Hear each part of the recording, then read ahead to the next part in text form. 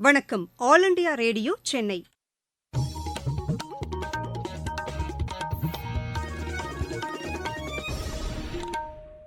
மாநில செய்திகள் வாசிப்பவர் கிருஷ்ணவேணி கோபியானந்த். தலைப்புச் செய்திகள்: சீர்திருத்தம், செயலாக்கம் மற்றும் மாற்றம் என்ற அடிப்படையில் தமது அரசு முக்கிய முடிவுகளை மேற்கொண்டதாக பிரதமர் திரு நரேந்திரமோடி மக்களவையில் தெரிவித்துள்ளார்.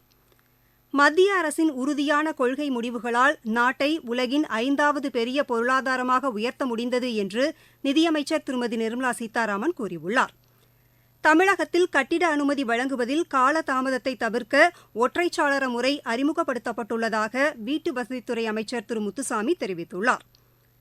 கிளாம்பாக்கம் பேருந்து முனையத்தில் போதிய அடிப்படை வசதிகள் இல்லாததால் பயணிகள் பெரும் சிரமத்திற்கு உள்ளாகியிருப்பதாக அஇஅதிமுக குற்றம் சாட்டியுள்ளது. சென்னை சேலஞ்சர் டென்னிஸ் போட்டியில் இந்தியாவின் சுமித் நாகல் இறுதி ஆட்டத்திற்கு முன்னேறியுள்ளார். இனி விரிவான செய்திகள். சீர்திருத்தம், செயலாக்கம் மற்றும் மாற்றம் என்ற அடிப்படையில் தமது அரசு முக்கிய முடிவுகளை மேற்கொண்டதாக பிரதமர் திரு நரேந்திரமோடி தெரிவித்துள்ளார். மக்களவையில் இன்று வரலாற்று சிறப்புமிக்க அயோத்தியில் ராமர் கோவில் கட்டப்பட்டு ஸ்ரீ ராம்லல்லா பிராண பிரதிஷ்டை நடத்தப்பட்டது தொடர்பான தீர்மானத்தின் மீது பேசிய பிரதமர், தேசிய ஜனநாயக கூட்டணி அரசின் கொள்கைகள் உலக சமுதாயத்தை ஈர்த்துள்ளதாக தெரிவித்தார். G20 உச்சிமாநாட்டை தலைமை பொறுப்பேற்று சிறப்பாக நடத்தியது, கோவிட் பெருந்தொற்றை சிறப்பாக கையாண்டதுடன் குறித்த நேரத்தில் தடுப்பூசியை அறிமுகம் செய்து உலகிற்கு அளித்தது போன்ற நடவடிக்கைகளால் ஒட்டுமொத்த உலக நாடுகளின் நன்மதிப்பை இந்தியா பெற்றுள்ளதாக பிரதமர் குறிப்பிட்டார். வரும் 25 ஆண்டுகள் நாட்டின் வளர்ச்சியில் முக்கியமான காலகட்டம் என்று தெரிவித்த பிரதமர் திரு நரேந்திரமோடி, வளர்ச்சிக்கான திட்டங்களை நாம் அனைவரும் ஒன்றிணைந்து 100% முழு அர்ப்பணிப்பு உணர்வோடு செயல்படுத்த வேண்டும் என்று கேட்டுக் கொண்டார். மத்திய அரசின் உறுதியான கொள்கை முடிவுகள் மற்றும் நிலையான முயற்சிகள் காரணமாக இந்தியாவை உலகின் 5வது பெரிய பொருளாதார நாடாக உயர்த்த முடிந்தது என்று நிதியமைச்சர் திருமதி நிர்மலா சீதாராமன் தெரிவித்துள்ளார். மாநிலங்களவையில் இன்று இந்திய பொருளாதாரம் குறித்த வெள்ளை அறிக்கை மீது நடைபெற்ற விவாதத்திற்கு பதிலளித்து பேசிய அவர், பிரதமர் திரு நரேந்திரமோடியின் உறுதியான நடவடிக்கைகள் காரணமாக உலகின் 3வது பெரிய பொருளாதாரமாக இந்தியாவை உயர்த்த முடியும் என்று தெரிவித்தார். நாட்டின் கடைக்கோடியில் மேற்கொள்ளப்படும் வளர்ச்சிக்கான திட்டங்களையும் பிரதமர் உன்னிப்பாக கவனித்து நடவடிக்கைகள் எடுத்து வருவதாக அவர் கூறினார். கடந்த ஐக்கிய முற்போக்கு கூட்டணி ஆட்சியில் 18 லட்சம் கோடி ரூபாய் மதிப்பிலான வளர்ச்சித் திட்டங்கள் முறையான நிர்வாகமின்மையால் கிடப்பில் போடப்பட்டதாகவும் அவர் குறிப்பிட்டார். தற்போதுள்ள தேசிய ஜனநாயக கூட்டணி அரசு கடந்த சில ஆண்டுகளில் 17 லட்சம் கோடி ரூபாய்க்கான 348 திட்டங்களுக்கு அனுமதி அளித்துள்ளதாகவும் அவர் கூறினார். முறையற்ற நிதிக் கொள்கை, தேவையில்லாத செலவினங்கள் ஆகியவற்றை அரசியல் ஆதாயத்திற்காக ஐக்கிய முற்போக்கு கூட்டணி அரசு செய்ததாகவும் திருமதி நிர்மலா சீதாராமன் குற்றம் சாட்டினார். முன்னதாக இந்த விவாதத்தின் மீது பேசிய காங்கிரஸ் உறுப்பினர் திரு கே.சி. வேணுகோபால், தற்போதுள்ள பொருளாதார சூழ்நிலையை மூடி மறைக்கும் வகையில் வெள்ளை அறிக்கை தயாரிக்கப்பட்டிருப்பதாக குற்றம் சாட்டினார். பண மதிப்பிழப்பு நடவடிக்கையால் பொருளாதாரத்தில் ஏற்பட்ட பாதிப்பு குறித்து இந்த அறிக்கையில் தெரிவிக்கப்படவில்லை என்றும் அவர் கூறினார். தொழிலாளர் வருங்கால வைப்பு நிதியம் நடப்பு நிதியாண்டிற்கான வட்டி விகிதத்தை 8.25% நிர்ணயித்துள்ளது. புதுதில்லியில் இன்று நடைபெற்ற இந்த அமைப்பின் மத்திய வாரிய கூட்டத்தில் இதற்கான முடிவு மேற்கொள்ளப்பட்டது. இந்த முடிவு தொழிலாளர்களின் சமூக பாதுகாப்பை உறுதி செய்யும் என்று மத்திய தொழிலாளர் நலத்துறை அமைச்சர் திரு பூபேந்தர் யாதவ் கூறியுள்ளார். சமூக வலைதளத்தில் இக்கருத்தை பதிவு செய்துள்ள அவர், பிரதமர் திரு நரேந்திரமோடியின் உத்தரவாதத்தை நிறைவேற்றும் வகையில் இந்த முடிவு மேற்கொள்ளப்பட்டிருப்பதாக குறிப்பிட்டுள்ளார். நல்ல உடல் ஆரோக்கியத்துடன் மன வலிமைமிக்க இளைஞர்கள் நாட்டிற்கு தேவை என்று தமிழக ஆளுநர் திரு ஆர்.என். ரவி கூறியுள்ளார். திருச்சி தனியார் கல்லூரியில் விளையாட்டில் மறுமலர்ச்சி என்ற சர்வதேச கருத்தரங்கின் நிறைவு விழாவில் உரையாற்றிய ஆளுநர், ஒவ்வொரு இளைஞரின் வளர்ச்சியிலும் நாட்டின் வளர்ச்சி உள்ளதாக தெரிவித்தார். விளையாட்டுத் துறையில் கிராமப்புற மாணவர்களும் அதிக அளவில் பங்கு பெறுவதற்கு தற்போது ஊக்கமளிக்கப்பட்டு வருவதாக அவர் கூறினார். பின்னர் திருச்சி திருவானைக்காவலில் உள்ள தனியார் கல்லூரியில் நடைபெற்ற விழாவில் பேசிய ஆளுநர், இயற்கை பேரிடர்கள், கோவிட் நோய் தொற்று உள்ளிட்ட உலகளாவிய பிரச்சினைகளில் மற்ற நாடுகளுக்கு உதவும் நாடாக இந்தியா வலுப்பெற்றுள்ளதாக தெரிவித்தார். பருவநிலை மாற்றங்கள், எரிசக்தி பயன்பாடு உள்ளிட்ட முக்கியமான விஷயங்களில் இந்தியா உலக அளவில் முக்கிய பங்காற்றி வருவதாகவும் ஆளுநர் திரு ஆர்.என். ரவி தெரிவித்தார். நீங்கள் கேட்டுக்கொண்டிருப்பது ஆல் இண்டியா ரேடியோவின் மாநில செய்தி அறிக்கை. சென்னையை அடுத்த கிளாம்பாக்கம் பேருந்து நிலையத்தில் போதிய அடிப்படை வசதிகள் ஏற்படுத்தும் முன்னரே மாநில அரசு அதனை பயன்பாட்டுக்கு கொண்டு வந்து பயணிகளை சிரமத்திற்கு உள்ளாக்கியிருப்பதாக அஇஅதிமுக பொதுச் செயலாளர் திரு எடப்பாடி பழனிசாமி குற்றம் சாட்டியுள்ளார்.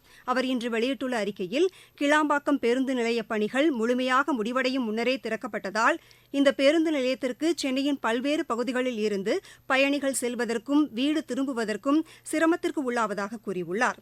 பேருந்து நிலையத்தில் அடிப்படை வசதிகள் இல்லாததால் குழந்தைகளுடன் செல்லும் பயணிகள் தங்களது உடைமைகளையும் வைத்துக் கொண்டு நடைமேடைகளிலேயே உறங்கும் நிலை ஏற்பட்டுள்ளதாகவும் திரு எடப்பாடி பழனிசாமி கூறியுள்ளார். கிளாம்பாக்கம் பேருந்து நிலையத்தில் போதிய வசதிகள் செய்து தரப்படாததால் தினமும் நூற்றுக்கணக்கான பயணிகள், குறிப்பாக குழந்தைகள், தாய்மார்கள் மற்றும் வயது முதிர்ந்தோர்கள் பாதிக்கப்பட்டுள்ளதாக பிஜேபி மாநில தலைவர் திரு அண்ணாமலை தெரிவித்துள்ளார். காஞ்சிபுரத்தில் நடைபெற்று வரும் என் மண் என் மக்கள் நடைப்பயணத்தின்போது பேசிய அவர், பொதுமக்கள் இதுகுறித்து எதிர்ப்பு தெரிவித்தும் போராட்டம் நடத்தியும் மாநிலத்தில் ஆளும் திமுக அரசு கண்டுகொள்ளவில்லை என்று குற்றம் சாட்டினார். மாநில அரசு செயலற்ற நிலையில் இருப்பதையே இது காட்டுவதாகவும் திரு அண்ணாமலை கூறியுள்ளார். கிராமப்புற மாணவர்கள் விண்வெளி அறிவியல் குறித்தும் சந்திரயான் 3 உள்ளிட்ட புதிய விண்வெளி திட்டங்கள் குறித்தும் அறிந்து கொள்ள வேண்டியது அவசியம் என்று இஸ்ரோ விஞ்ஞானியும் சந்திரயான் 3 திட்ட இயக்குநருமான திரு வீரமுத்துவேல் தெரிவித்துள்ளார். உதகமண்டலத்தில் இன்று மாணவர்களுக்கான விண்வெளி விழிப்புணர்வு கருத்தரங்கில் உரையாற்றிய அவர், 2040ஆம் ஆண்டுக்குள் மனிதரை நிலவுக்கு அனுப்பும் பணி நிறைவேற்றப்படும் என்று தெரிவித்தார். ரிமோட் சென்சிங் சேட்டலைட் அதோட அப்ளிகேஷன் வந்து cartographic application, natural resource management, oceanography studies, அது இல்லாமல் வந்து கம்யூனிகேஷன் சேட்டலைட்ஸ்னு இருக்குது. அது வந்து டிடிஹெச் ரிலேட்டட் சேட்டலைட்ஸ், டெலிமெடிசன், டெலி எஜுகேஷன். ஸோ இன்னொன்று வந்து நேவிகேஷன் ரிலேட்டட் சேட்டலைட்ஸ், அது வந்து நேவிகேஷன் கொடுக்குறது நம்ம இந்தியன் ஜோனுக்கு எப்படி ஜிபிஎஸ் க்ளோனாஸ் இருக்கோ அந்த மாதிரி. அதுக்கு இல்லாமல் சயின்ஸ் ரிலேட்டட் சேட்டலைட்ஸ் லைக் இப்போ சந்திரயான் 1, 2, 3, இப்போ மார்ஸ் ஆர்பிட்டர் மிஷன், ஆஸ்ட்ரோசாட், இந்த மாதிரியான மிஷன்ஸ், ஆதித்யா L1. ஸோ இந்த மாதிரி டிஃப்ரெண்ட் அப்ளிகேஷன்ஸ் இருக்குது நமக்கு. எல்லாத்துலேயும் வந்து நம்ம ஷைன் பண்ணிகிட்ருக்கோம். ஸ்பேஸ்லேருந்து நம்ம நிறைய கான்ட்ரிபியூட் பண்ணிகிட்ருக்கோம் காமன் மேன் கூட. நீலகிரி மாவட்டத்தில் குடியிருப்புக்கான அனுமதியுடன் கட்டப்பட்டுள்ள வீடுகளை தங்கும் விடுதிகளாக பயன்படுத்தினால் கடும் நடவடிக்கை எடுக்கப்படும் என்று மாநில வீட்டு வசதித்துறை அமைச்சர் திரு முத்துசாமி தெரிவித்துள்ளார். நீலகிரி மாவட்டத்தில் கட்டிட அனுமதி வழங்குவது தொடர்பான ஆய்வுக் கூட்டத்தில் கலந்து கொண்டு பேசிய அவர், கட்டிட அனுமதி வழங்குவதில் காலதாமதத்தை தவிர்க்க ஒற்றைச்சாளர முறை மாநிலத்தில் அறிமுகப்படுத்தப்பட்டுள்ளதாக தெரிவித்தார். தமிழ்நாடு முழுவதும் இந்த கட்டிட அனுமதி கொடுப்பதிலே பல பிரச்சனைகள், சிக்கல்கள் இருக்கிறது, காலதாமதம் இருக்கிறது என்பதையெல்லாம் ஆய்வு செய்து பல நடவடிக்கைகள் எடுத்தார்கள். அதில் முக்கியமான ஒன்று சிங்கிள் விண்டோ சிஸ்டம். அது ஒரு குறிப்பிட்ட காலத்திற்குள்ளே அவர்களுக்கு அந்த அனுமதி போக வேண்டும். அதற்கான திட்டமிட்டு அது இப்பொழுது நடந்து கொண்டிருக்கிறது. அதிலே காலதாமதம் இல்லாமல் பார்த்துக்கொள்ள வேண்டியது அரசாங்கத்துடைய, துறையினுடைய கடமை. அதை செய்வதற்கு துறையினுடைய தலைவர் அவர்களும் அதே போல் மாவட்ட ஆட்சித்தலைவர் அவர்களும் அதற்கான ஏற்பாட்டை தொடர்ந்து செய்து கொண்டிருக்கிறார்கள். இன்னும் வேகப்படுத்துவதற்கும் அவருடைய கோரிக்கையை மனதில் வைத்து செய்வதற்கும் ஏற்பாடு செய்யப்பட்டது. மாவட்டச் செய்திகள். மதுரை மாவட்டம் அவனியாபுரத்தில் அனைவருக்கும் வீடு வழங்கும் திட்டத்தின் கீழ் கட்டப்பட்ட 64 அடுக்குமாடி குடியிருப்புகளை மாநில அமைச்சர் திரு மூர்த்தி பயனாளிகளுக்கு வழங்கினார்.